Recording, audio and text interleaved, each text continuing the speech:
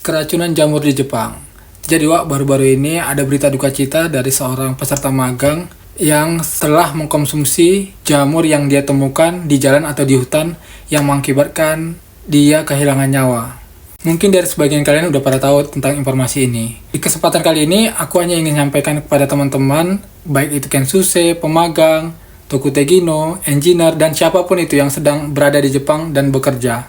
Kita sering, atau aku sendiri sering perhatiin tumbuh-tumbuhan yang ada di sekitar kita itu, pasti ada yang mirip sama kayak di Indonesia. Mungkin beberapa dari kita itu menganggapnya, ya sama, berarti bisa dimakan gitu kan.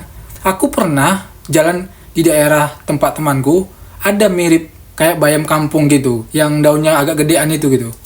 Aku lihat mirip gitu, tapi aku pribadi nggak ada keinginan untuk mengkonsumsi hal itu, karena aku rasa kita nggak tahu pasti tumbuhan itu bisa dimakan atau enggak. Karena kan kita tahu sendiri, dan kalian pun harus pahami juga, di dunia ini pasti banyak tumbuhan yang kelihatan sama, tapi itu jelas beda, Wak. Nggak bisa kita pastikan dengan pikiran kita sendiri, jadi harus hati-hati.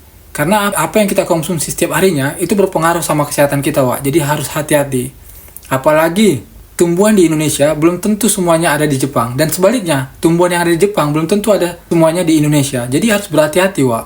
Jangan sembarangan konsumsi. Kalaupun pengen kali atau pengen udah nggak tahan lagi gitu, pengen makan jamur, lebih baik beli yang ada di Supa atau di supermarket.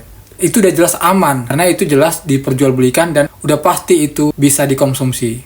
Kalaupun dari teman-teman atau kalian yang bilang kalau jamur yang ada di Supa itu nggak sesuai dengan harapan kalian, ya lebih baik ditahan, Wak, seleranya. Karena kita juga sementara waktu di sini, jangan sampai hal-hal kayak gini terjadi lagi, gitu. Nah, sekarang jamur, bentar lagi apa lagi? Misalnya sayuran atau buah-buahan, jangan sembarangan konsumsi, apalagi kita nggak tahu, hanya melihat kasat mata sama atau serupa. Karena di dunia ini, Wak, banyak tumbuh-tumbuhan yang sama, kelihatan sama, tapi itu bukan berarti serupa gitu. Jadi kalian harus hati-hati, pahami dulu, apalagi itu bahan-bahan yang kalian konsumsi untuk kalian makan gitu. Itu harus berhati-hati, Wak, gitu. Semoga berita-berita kayak gini jangan ada terjadi lagi.